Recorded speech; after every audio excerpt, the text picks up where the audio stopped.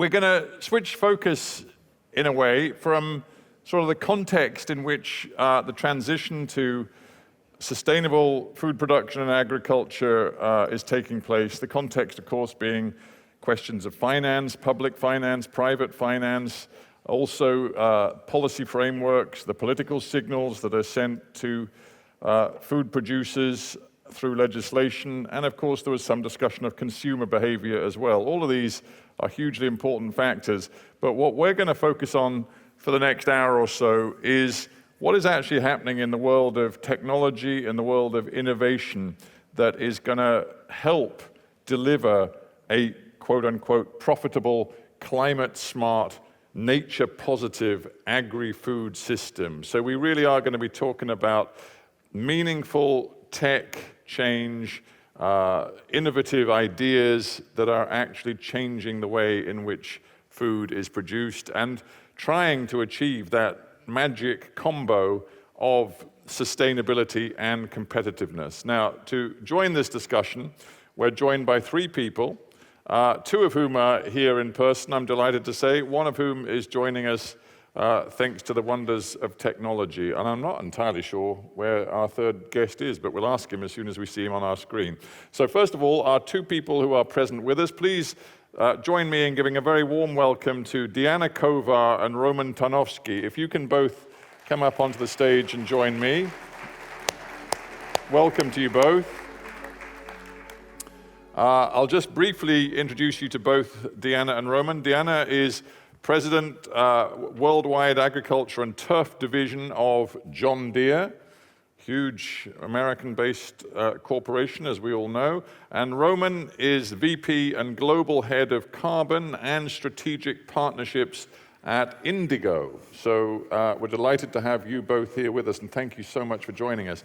Now, I'm hoping, I'm not even going to sound nervous because it's already happened, that we also have smiling away there, Ranveer Chandra, who I'm delighted to say is joining us. He's General Manager in M365 Copilot, and he's going to explain exactly what that means, and Chief Technology Officer of Microsoft's Agri-Food Division. Ranveer, we're going to check that you can hear us and that we can hear you, and in doing so, I'm going to ask you, where exactly are you? Yeah, I am in Seattle, Washington. It's 5:40 a.m. here, but I'm really excited to join you. I've been there in person a couple of years back, Stephen. I really enjoyed that, and really excited to be here again. I do remember you being here on the stage, and it's a shame you're not here this time, Ranveer, but we totally understand you've got a very important job to do. And we're going to tease out more about what you're working on very quickly. But as you know, Ranveer, we've got two people here with me on stage, Diana and Roman. So all of you, I think, have just prepared some opening thoughts on this question of what innovation and technology can deliver in terms of helping push through this more sustainable but equally competitive agricultural food production system that we need. So each of you is going to get a little bit of space at the beginning to lay out what you're working on, what's exciting you, why you think technology and innovation matter so much. Diana, let's start with you. Yeah, thank you, Stephen. And great to be on this panel and great to be here today. It's been truly a mind-blowing set of conversations for me and a wonderful dialogue. It's clear that tech and innovation are critical to creating a more sustainable ag system. And at John Deere, when we think about technology, it's technology for all. You're going to hear me talk about some very innovative solutions that are available today in the marketplace, but there is a whole slew of technologies that can be adopted on the farm, and every farmer has a chance to take that next step to be a more sustainable farmer through technology. So I'll share a couple things about what's possible today, but I also want everyone to know that there is a lot of technology in agriculture that we can talk some more about. But for us, it always starts with what problem we're trying to solve, and we heard a lot about that already today. At Deere, we're focused on making our farmers the most profitable, the most productive, and the most sustainable farmers on the planet. And you'll notice I said and, I didn't say or, because we believe it is a huge opportunity to make sure that we can make our customers more profitable and more sustainable. And that's really what makes me excited about agriculture today, is that in ag, sustainability many times can mean more profitability. As we think about new and innovative ways to lower the inputs on the farm or increase the yields through technologies that John Deere makes, but technologies that the industry makes as well. And we have to always balance that with the fact that farmers face tremendous challenges. We all know it. They face market issues, they face weather issues, there's literal pests in their fields, and regulations that sometimes stifle their innovations. And we know technology can help them manage those challenges. So let me give you two important examples of technology that John Deere is working on to, again, make customers, our farmers, more profitable, productive, and sustainable. The first is something called See and Spray technology. See and Spray is what's used on a sprayer as a farmer is spraying the field. Historically, when they had weeds in their field, they would spray the entire field. But now, today, with cameras and computer vision and machine learning, with cameras on the boom of their sprayer, one every meter, we're going through the field at 15 miles an hour, sorry about the miles per hour, 15 miles per hour, and the camera is identifying weeds from healthy crops. And it's doing this in corn, soybean, and cotton fields across the US today. And in 2024, farmers saved 60% of their herbicides when they use this technology. 60% of herbicides when they use this technology. Sorry, just to be clear, Deanna, you're saying the jets only get switched on when the system sees a weed? When it sees a weed, it turns it on. That's correct. Yep. So. And this is rolled out already in many places? In the U.S., it's launched today. And we just launched a similar version called See and Spray Select here in Europe, which works first in fallow ground to identify green areas from brown areas and only spray where the weeds are. We're saving up to 77% of herbicides in that arrangement in a fallow field. But that same technology is now also capable of spraying between rows. So if I have a row of potatoes or rows of sugar beets, the system is smart enough to know what the row is and only turn on the sprayer if it sees a weed in between the two rows. So again, saving up to 50% of the herbicide that farmers are typically using.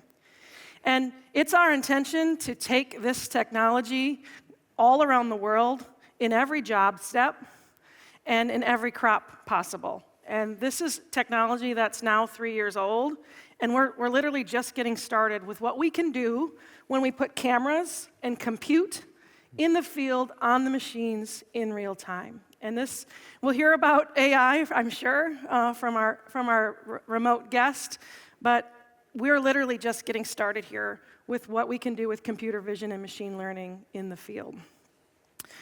We also, when we use See and Spray, we create a new data layer. So we just heard a little bit about how we need to judge our efficacy. And when we use See and Spray, we create a new data layer for farmers that they've never had before, and that's a weed map. Where are the weeds in my field? Where should I take special care to go eradicate the weeds versus their historical approach of just handling everything? And the Operations Center, the John Deere Operations Center, someone earlier called it the John Deere Desk, but they need to know there's a tool, a digital tool called the John Deere Operations Center, which is the place where farmers all over the world, here in Europe, everywhere in the world, can collect, analyze, and share their data with those in their industry. And it is truly becoming the operating system for the farm. And it helps farmers make decisions every season, every year, but also every day and every hour. And it's not a standalone system. It's connected to over 250 other software companies and industry participants so that farmers can talk with their Claas combine if they want information about a competitive combine or a non-John Deere combine. It's connected to all the input players. It's connected to a lot of the carbon platforms out there as well. And it's connected to the entire ag ecosystem. Because we know farmers don't farm alone, and if we want to drive a more sustainable, profitable, and productive agriculture, we need to connect all of the players that the farmers are engaging with. And that's why we have agreements with all of the major input providers to ensure that connectivity is flowing from the deep, deep understanding they have about crop inputs, seeds, herbicides, pesticides, all the way through to the field, to the farmer, so they can make great decisions, but also the data back to them so that they too can help farmers make the best decision possible. And these two are two great examples, I think. I'm a little biased, but I think they're two great examples of technology that's possible today. Computer vision and machine learning and data platforms that support farmers making better decisions to make them more sustainable, productive, and profitable. And I'm a tech person, been in ag tech for most of my 25 years at John Deere. But as cool as tech is, it doesn't matter if farmers don't adopt it and they don't utilize it. And that's why at John Deere, we're very focused on not only making cool tech, but making sure that farmers understand the value, giving them new and innovative ways to purchase and leverage that technology that fits different sizes of farms across the world. And we're holding ourselves accountable to grow tech adoption.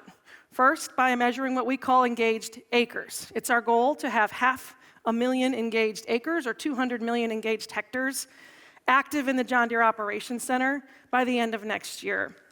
An engaged hectare means that somebody has documented at minimum a single pass in the John Deere Operations Center in the last 12 months. I'm excited to say that today we have 190 million hectares around the world that have documented at least one pass in the John Deere Operations Center in the last 12 months, showing you that farmers are looking for easier ways to document what they're doing so they can make better decisions. But for us, it doesn't stop there.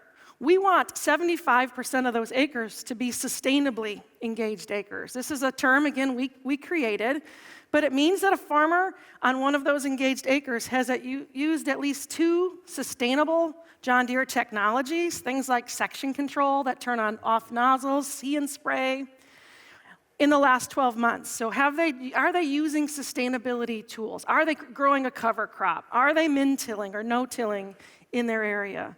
And this is a space where we continue to grow as well. We're not at 75% yet, but we know as we make technology clear on its economic value to the farmer and its sustainability value, that this will be a huge opportunity.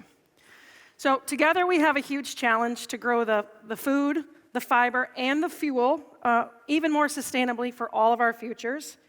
I think it's important to recognize we cannot forget the progress we have made in agriculture to help our farmers drive to that and what they have already implemented, because in many cases they're doing the best they can with the tools at their disposal. And it's up to all of us to help them see that next step they can make in agriculture to be more profitable, productive, and sustainable. So thank you. Deanna, that's great. Thank you very much indeed. Deanna, I have license to ask some really dumb, ignorant questions born out of complete lack of knowledge, and I'm going to ask you one right now. I'm a farmer's son, but my dad passed away. I haven't lived on a farm for a long time. And I'm very impressed with all these graphics showing me green, shiny John Deere equipment, yes. Big tractors, big combine harvesters. Just talk to me a little bit about your sort of vehicle fleet. Are all of these tractors that we're seeing and the combine harvesters still running on diesel? And if they are, what are you doing about that particular problem? Yeah, that's a fantastic question. So yes, the majority of these are internal combustion engines. Today in agriculture, there's obviously a wide range of equipment that's used. We are actively and have shown our first John Deere fully electric tractor here last January at the Consumer Electronics Show, where we highlighted our focus on electrifying, but it's a smaller vehicle. The physics of electrifying a machine and that runs in the field for 12 hours a day and is constantly under load, if we were to electrify that size of a tractor, it would need to be 4 times its size, 4 times its weight, and probably 6 times the cost to carry the batteries it would take for a larger agricultural So are you machine. saying that in the short to medium term, there is no prospect of John Deere making farm equipment which is used all over the world, which runs on electricity or another form of greener fuel. We are making some tractors that will be electric, yes, on the smaller side of our portfolio, Sure, that but- will run in vineyards and orchards and chicken barns and those things. As we move up in size, we will create hybrid vehicles to take some of the offload, but most importantly is our tractors today can run on renewable diesel. So renewable diesel, where available, there's no change needed to the tractor, and it's a highly sustainable, reducing CO2 emissions by over 50%. And the beauty of it is it's made from agricultural products. It's the true circular economy when our farmers can grow grains and oil seeds that turn into renewable diesel or ethanol, which is another project we have where we have 2 ethanol tractors running in Brazil. We heard about Brazil agriculture today. In Brazil, ethanol is prevalent due to sugarcane mills that are creating the fuel for the entire country, but also those farmers who are growing that sugarcane want their tractors to run on ethanol. So there are lots of opportunities for us to continue to drive a cleaner future for agriculture. Okay, well, I'm glad I asked. Thank you very Yep, much of for all of course. that. Roman, we now invite you to give us your opening thoughts on innovation and tech and the way you see it. And if you would, just also give us a bit more of a heads up on Indigo and what the business does. Absolutely, great. Pleasure to be with you. Great to be on this panel, and I'll try to give a little bit of highlight to what Indigo does, so you have the context. Indigo is a relatively new company. We are founded in 2013, so innovation is absolutely core to what we do. It is in our DNA. So Indigo's mission is to bring sustainable agriculture to scale. And we want to do it by doing a couple of things. One is by enabling farmers to access new revenue streams, whether it's carbon, whether it's other sustainable practice monetization, as well as to give them solutions such as biological products to implement these practices. We obviously don't pretend to have full range of solutions, and this is where I think you'll hear me talk quite a bit about collaboration. I think everybody has part of the solution, but we're really looking to bring this together in those streams. How do we help farmers make the change, sustain the change, and generate revenue through this? We operate significantly in the US, that's home base, but we also have large operations in South America, Europe, and India as well. So perhaps I will take a slightly different tack at the question about innovation. And we can talk about Indigo Solutions specifically, but I thought of perhaps telling reflections and learnings from the journey that Indigo had. And I think my tagline to this would be, innovation in any industry can be daunting and exciting, but particularly in agriculture, I think it's even more so. We all know the challenges, but to me, a couple stand out. One is innovation in agriculture needs to be that magic beast that combines highly localized solution. It has to work in a field. It has to work in that part of the field. But it also has to scale. And it has to scale in a significant way. So how do you find those highly customized solutions that actually operate at scale that are economical? So I think that's one. And the second one is, and people say this a lot from outside of agriculture, farmers are conservative. Well, they're conservative for a very good cause. They have 30, 40, maybe 50 opportunities to generate a profit on an annual basis. So when they make decisions, they take them very seriously. And I think this is the key part. How do we scale sustainable agriculture, nature positive, planet positive agriculture by respecting farmers' desire to generate profit and to manage risk? So for many farmers, it's not an if whether they have to make the transition. I think they generally know transition has to occur. But it's the question of how, and it's a question of what help do they get in the process? And I think that's really the key part. So I would offer probably 3 main areas for consideration as we look at this. The first one is financial incentives are very important to make the change. So with Indigo, firmly subscribe to this, but we also built the company to provide those incentives. So as a case in point in our carbon program, and I know there has been quite a bit of a discussion here around carbon farming, our Scope 3 sustainable grain programs help farmers earn revenue not only on an annual basis, but on a continuous basis by implementing the practice. As a case in point, farmers in our carbon program earn vast majority, they earn 75% of what buyers pay for carbon credits. So the majority has to go to the farmer. And I think the result of this is that farmers have already received 3 rounds of payments that add up to a significant amount of tens of millions of dollars. And we're on the cusp of making it for the 4th time, literally in the next few weeks. But part of the incentives also is important not to be looked at as a transition incentive. Transition is important, but I think farmers are looking for predictable and sustainable revenue stream. It cannot just stop after a few years. We know that there will be benefits. There will be soil health benefits. There will be water. There will be general resilience benefits in farms. But farmers do deserve to continue monetizing what they do on an ongoing basis. It's particularly critical in order to build that critical mass of farmers who really believe in this. One of the challenges is that early adopters very often don't get recognized because they've done it. They've done it for the goodness of the heart. They've done it because it's the right thing to do. And so we need to continuously bring in some solutions to that. So that's point number 1. Farmers do need financial incentives. They need to be efficient. They need to be in majority. If I may just stop you for, just explain to me exactly how Indigo is working with the farmers to create these financial incentives. Maybe how is that working? Yeah, glad to do so. So what Indigo does, probably the clearest example is a carbon program, and it works very similar with sustainable grains. In a carbon program, a farmer joins a program. I want to qualify. We don't go farm to farm. We work a lot with agribusinesses, with cooperatives, with advisors to farms. And it's a very important part of the model is that it needs to be scalable. We need to enable trusted advisors to farmers to be able to recommend the right thing to do. Okay?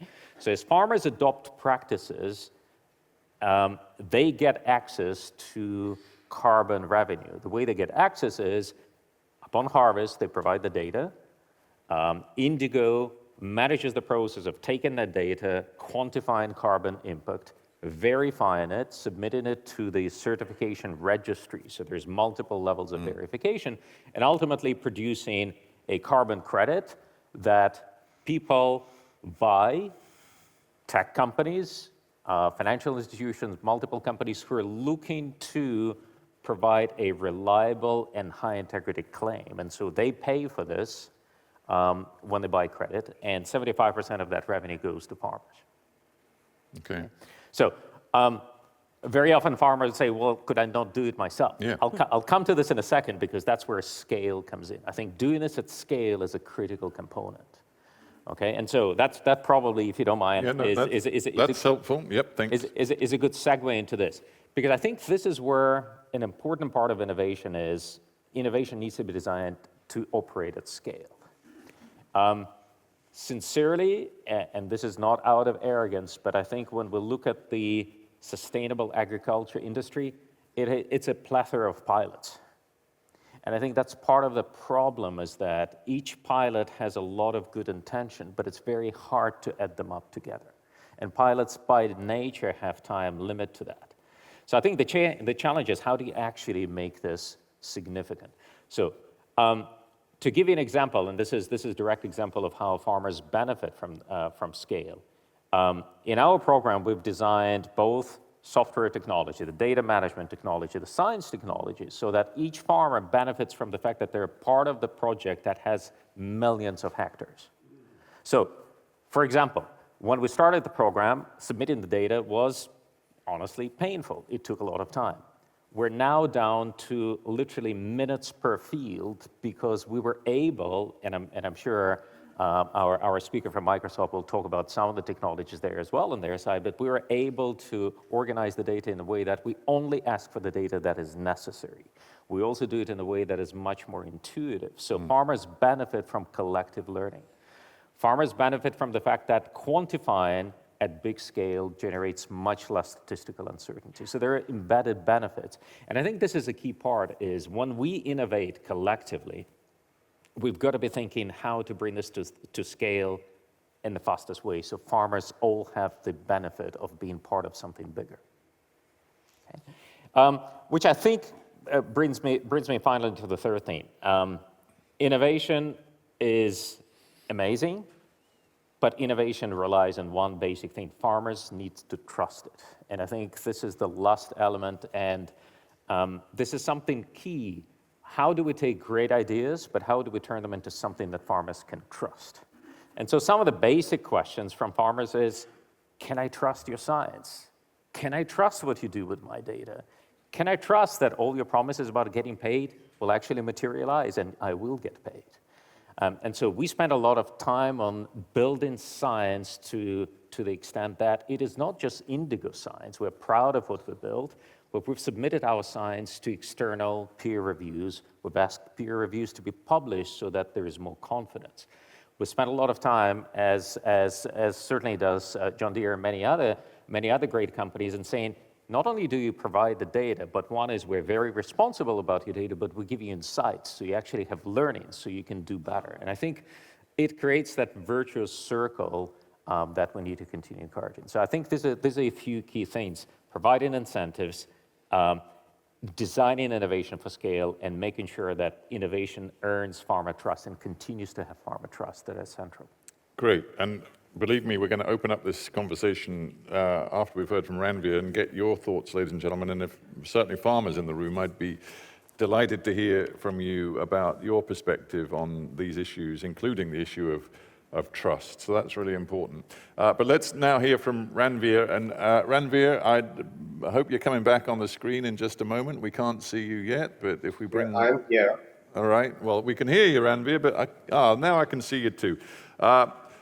You work for Microsoft, and you're a Chief Technology Officer in the Agri-Food division. So I think we're expecting you to tell us what cutting-edge technologies and maybe even AI technologies that you're now applying, because we remember you being here a couple of years ago, but in this field, things move so fast. So tell me what you're working on right now, and when we're talking about what technology and innovation can offer agriculture, what excites you the most right now? Yeah, Stephen, great to be back. It has been 2 years since I was there. ChatGPT had just come out, and things have changed a lot since I went there. So just to introduce myself again to the audience, I'm Ranveer. I started the Microsoft Ag program. This was about 10 years back. I had written a memo. My background is not in agriculture. Like Stephen, your dad was a farmer. In my case, my grandfather was a farmer in India. And that's what got me interested in this. My PhD is in computer science. I'm a computer scientist by training. And I did my PhD at Cornell, and I joined Microsoft. So I've done a lot of tech stuff, and that's part of what I do is build new technologies. And that's what I've been doing at Microsoft, working closely with academia and so on. At Microsoft, when we started this project, this was back in 2014, the term we coined then was data-driven agriculture. That is, before I started this, I went and volunteered in multiple farms. We started working with multiple partners. And what we realized is that farmers, they know a lot about the farm. They work a lot. Like there was one farmer close to Microsoft who could feel the soil and what's going on. There was another farmer who would taste the soil and what's going on. The farmers, they know a lot about what's happening. Yet a lot of decisions they make is still based on guesswork, like when to plant, when to harvest, when to sell, and so on. So the vision of what we had was, can you use data-driven agriculture to augment a farmer's knowledge with data and AI? Can you help remove guesswork, replace guesswork with data and AI? So that is the vision of what we started building back in 2014. We built the first thing which we called the FarmBeats platform back then. Now it's Azure Data Manager for Agriculture, which is a data platform layer, the thing that Roman was saying. It's a one place where you can bring all the data for a farm. You could essentially specify a polygon. A polygon could be a farm, a field, a plot. And for that polygon, we bring together all the data for that farm from satellites, drones, tractors, sensors, any other data stream. You could bring all of that in one place. The reason this is important is that for artificial intelligence, to run these algorithms, you need the data in one place. Like Diana talked about, you need that map. Building that map is critical. So that was the innovation number one. That has been announced. It started as research, it's a product. We have partners, for example, Bayer Company, Land Lakes, and others who are using that. The second thing we built on top of that was multimodal AI. That is, if you get all of this data, can you convert that data to insights, to what you should be doing based on that data?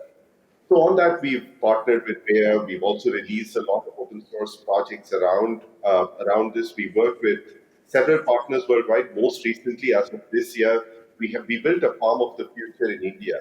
This is in a drought-prone region in India, where we showed how could technology make farmers more productive. We've not only done that, the World Bank did there. There's the Indian Farmer Project that we're doing in Uttar Pradesh in India, essentially bringing these technologies and the food and water stack to multiple stakeholders, multiple farmers in India. But the third thing we are doing on top of the data and the multimodal artificial intelligence is the AI capability with copilots. This is what, since the ChatGPT moment happened, we've actually looked at how would this change, how will this transform the different personas in agriculture. We looked all the way from farmers to food processors to input companies to equipment companies, bankers, every persona, and we looked at how would generative AI transform the life of any of these personas. And the interesting thing was, one of the first things we built was for all of Washington State. We said, what does it take to build a chat interface? What if any persona for any farm could ask a question and just get a response back? So we built the entire end-to-end pipeline of what this would look like. But the next thing we did, this happened again just right after I went back from here. I was in San Francisco. One of the venture capitalists asked me the question, hey, can your AI pass the agriculture exam? So what we then did, at that time there was this thing going on that it doesn't do well. We took GPT-4 and we modified some of the pipelines. And for the Certified Crop Advisor exam, the CCA in the US, which any certified agronomist in the US has to take the CCA exam, we got 94% grades. In Embrapa in Brazil, this thing got 84% grades in that exam. In India, using AI got 79% grades, which was more than the number one human, which was 78% grades. When I posted this on LinkedIn, I got two sets of responses. One came from the agronomists themselves. That was, hey, passing an exam doesn't mean you can be an agronomist, which I completely agree with. What we are pitching is this could be a very powerful agronomist assistant. But the other set of responses came from farmers, which got the most likes. They were like, we don't get any, we get so much varied opinion about what we should be doing in the farm. So then I asked the VC, why were you so excited about this? He was like, this AI could be a very powerful second opinion for farmers, an AI agronomist. It can tell them what they should be doing where in the farm.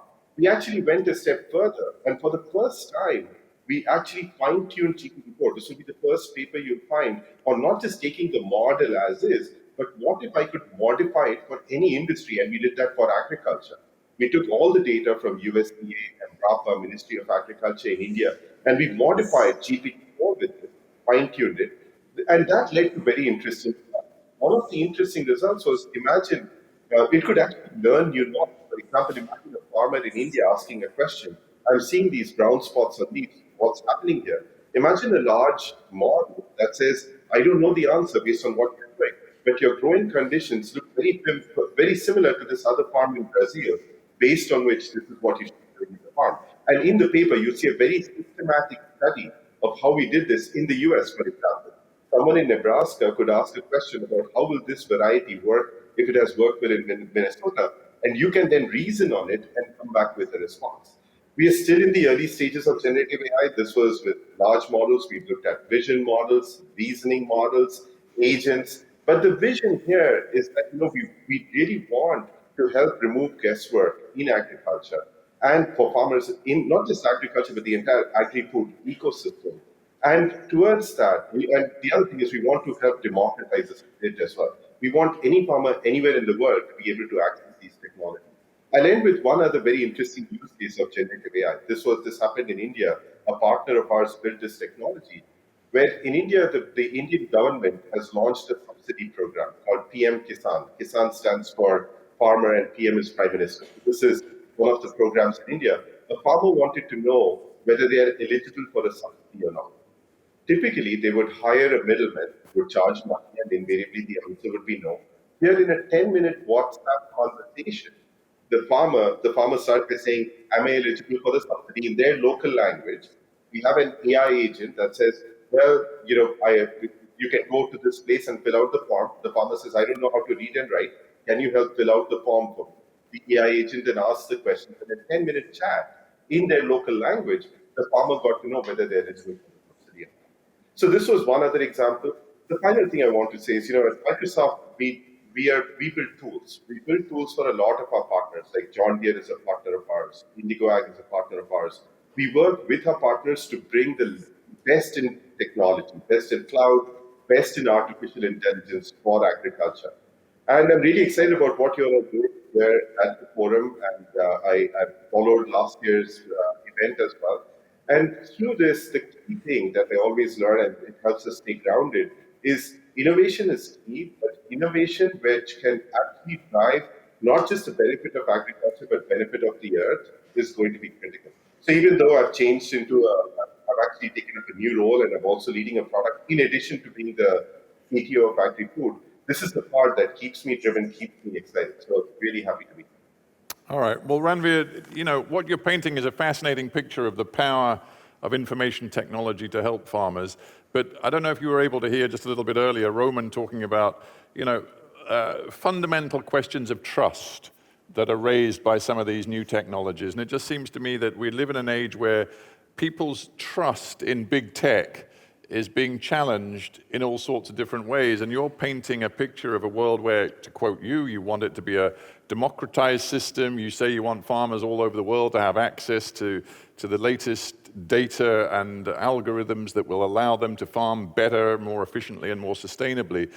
But there is an issue of trust. I dare say a lot of people listening to you might wonder whether they really want food production to increasingly be driven by technologies that ultimately are controlled by a very small number of vastly wealthy big tech corporations.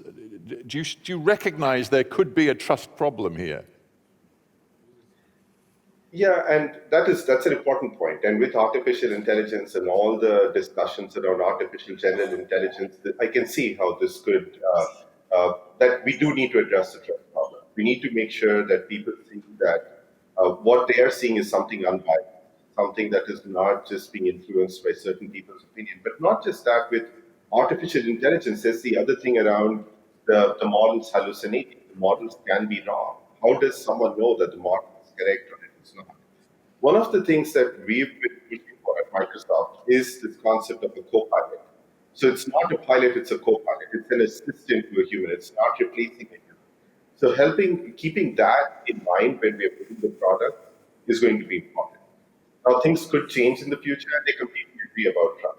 It is about helping the farmer see this as their assistant, not as a replacement, making sure that and any other aspect of trust and security being built in, so that the farmer knows where the data is going, their data is not leaked as part of the process. All of that is very, very critical. Which we are taking into account when we for our partners and customers. Okay, well, Ranveer, thank you very much indeed. I'm tempted to actually open this up because there's so much interesting stuff going on, whether it be design and sort of mechanical engineering technological breakthroughs, or whether it be computing, big data, algorithms, and artificial intelligence. There's so much on the menu here in terms of how technology and innovation can transform agriculture and try to get us closer to that combination of sustainable and competitive food production going forward. I'm just interested to know whether there are questions already forming in people's minds. I'm interested to hear from farmers who are listening to this and wondering how it might relate to them and their particular experience. I've got a hand up over here, so let's get, and another one over here. Let's get the conversation going. Let's start. Well, there's a lady right next to you, so why don't we get her first? Thank you very much, Stephen. My name's Philippa. I'm a farmer in Ireland and the UK. I'm also a consumer. And what I would really like to know is, picking up on the gentleman we heard this morning, VRL's numbers of 700 million hungry people and 9% of the world's population undernourished and 30% of food being wasted. What is being done about precision demand for food? In other words, what are we producing? If we look at our own health outcomes and how we feed those, I think our own health is obviously very interlinked with the planet's. And I have a son who goes around a supermarket with an amazing thing. I think it's called a yucca, and he points it at different products, and it tells me that's very unhealthy for you, that's an excellent product, but that goes back on the shelf. This would be a really interesting form of innovation, I think, to help us be more precision demand-led, so that we are, more market demand rather than production-led. Thank you. Yeah, that's an interesting point. Precision consumption, is it something that any of you three, with your sort of looking ahead and your belief in technologies, is that something that you can imagine pushing forward? Yeah, so I could start. Go on, yep. This is something, so this is again one of the problems we hear about technology, about the connected food and agriculture supply chain. That is, can you predict what's going to happen, when the demands are going to come, and not just that, how you're going to meet the demand. For example, what the weather conditions are. And in particular, we work with partners. These are big companies that work in this space around different aspects of what should they grow, how should they be more prepared for drought. Also looking at what the trends are in different places. But those are some things which essentially what you could do is by monitoring what people are looking at, what people are eating, what the trends are, what's picking up, you can start flagging that as this is more production of that particular food type is needed. The part that we are not doing, and I think the person who asked the question raised a very important point, is can you drive more local production of that particular product? That would, I think, at this point, we raise the signals. Raising the signals is possible using technology, saying this is what is needed where. But the next phase of actually driving local production, I think, is still an open problem. Yeah. All right. Well, thanks, Ranveer. Anybody else want to pick up on that, or should we get another question? I know there was one here, so you, sir, yes. Tell us who you are and quickly give us your question. Is this one on? Yes. My name is Max Schulman. I'm an arable farmer from Finland, farming both arable and also forestry. But just a few questions here. I mean, you are all representing a little bit different parts of the food chain, I mean, from technological side and all these. So to Diane, I mean, what is the next innovation, at least what comes from the farmer's perspective, what they're asking from you to deliver? That is one thing that is always good to know, because we should look into the future. Second thing, we go to Roman.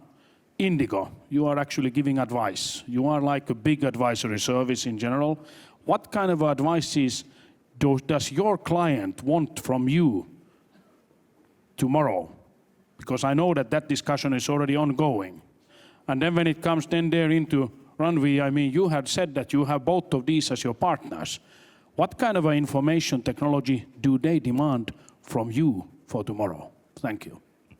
Great. Well, that's engaged all three of you. So, Diana, you kick it off. Fantastic. Thank you for the question. And as I said in my opening remarks, at John Deere, we've been in the technology space for 25 years. If you think about GPS and auto guidance, documentation, cloud computing in the 2010s, and here in the 2020s, we're very focused on automation and what computer vision and machine learning can do on the farm. So I would tell you that the next most important things that we will be bringing to agriculture are always surrounding how we make your job easier to allow you to grow more food with less inputs. Again, supporting your profitability and sustainability.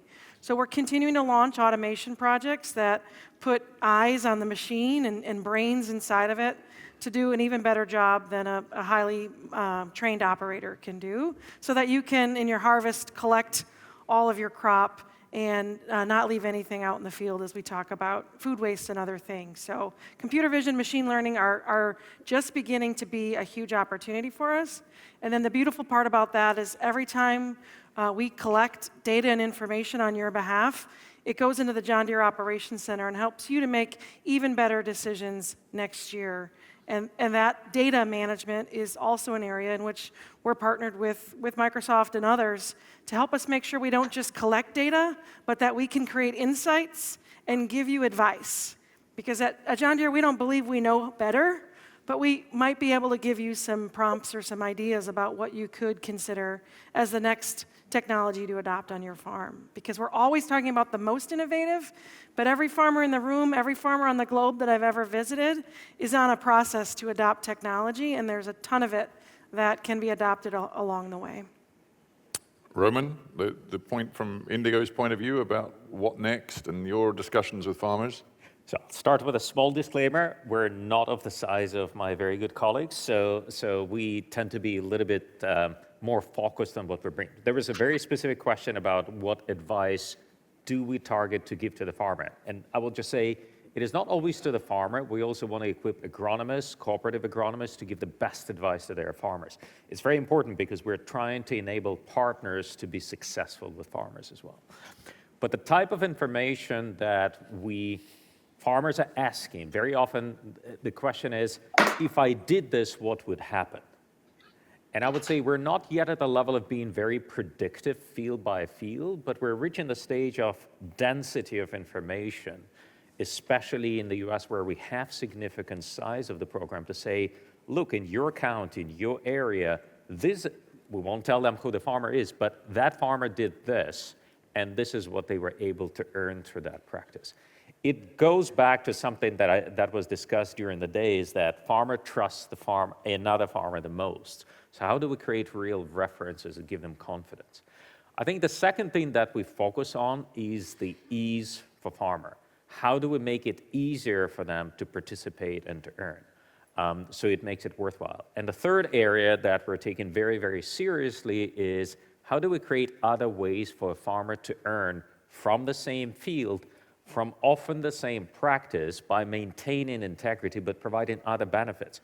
So a lot of discussion about carbon, but obviously there are a lot of other benefits of the same sustainable practices. So we start doing water savings programs because, of course, there are water savings that you generate. How do you help monetize and ultimately stack those payments and stack those revenues? So really the benefit in the short term, so a farmer feels they're not only doing the right thing, but actually starting to improve profitability of their farming operation.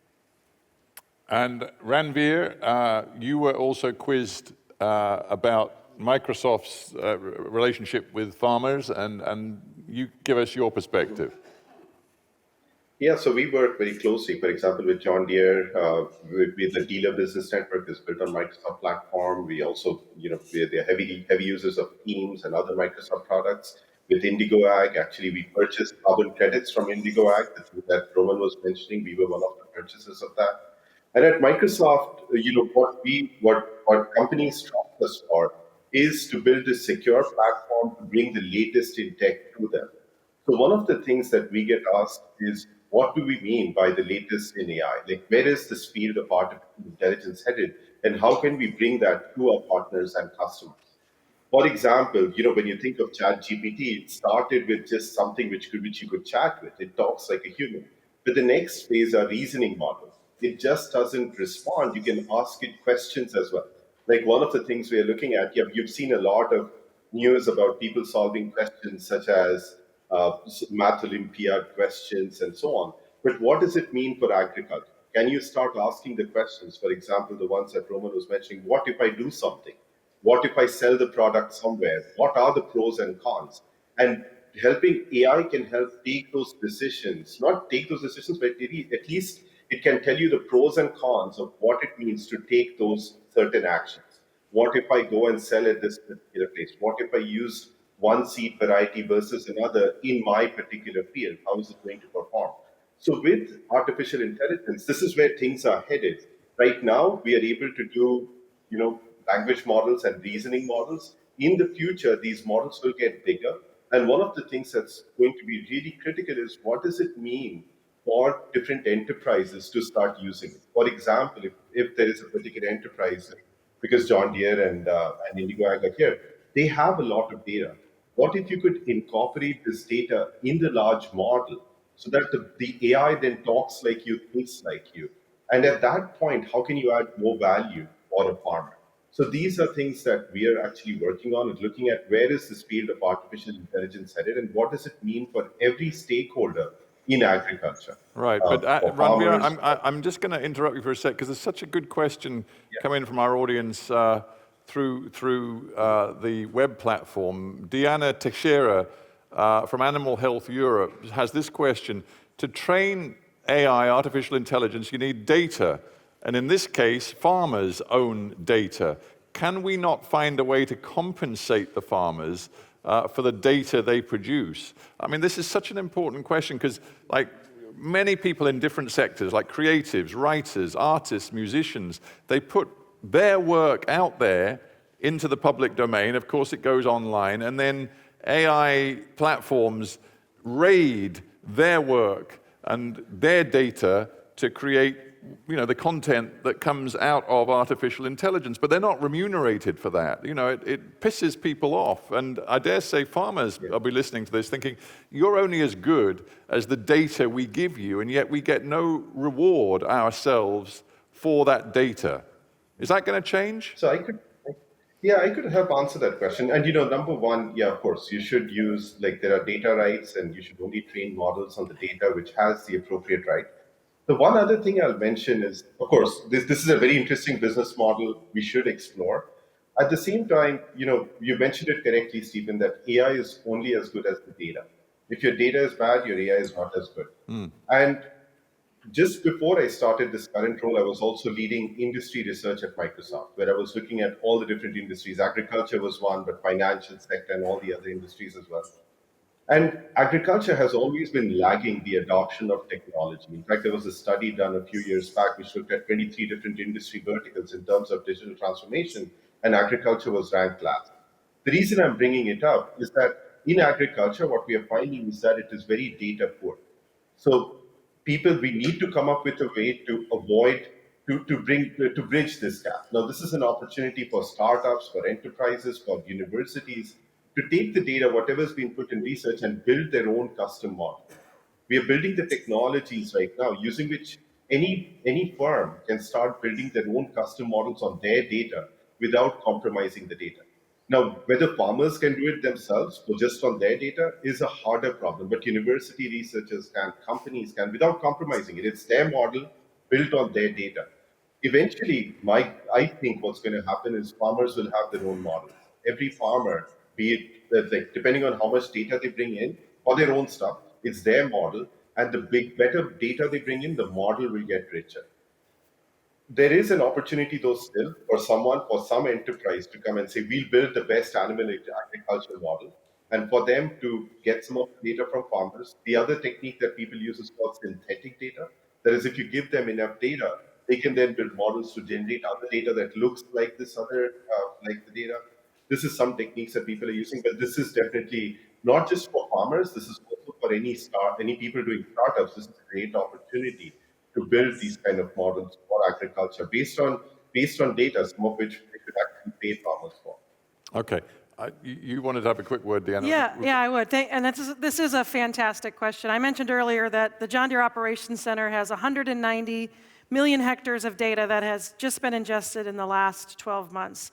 That's hundreds of thousands of farmers around the world who are entrusting their data with us. And they entrust us with their data because we're very clear that it's secure, that it's open, that it's accessible to them, and that we're going to be extremely transparent with what we do. And that means that every hectare of data that's put into the system, the farmer is consenting to what John Deere can do with that data.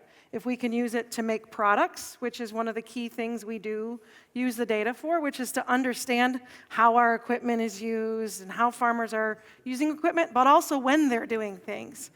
And we also are very clear that it's open, and we would never share a farmer's data with Microsoft or with Indigo if the farmer didn't explicitly say, share my data there. So it's really important that the data in these ecosystems is protected.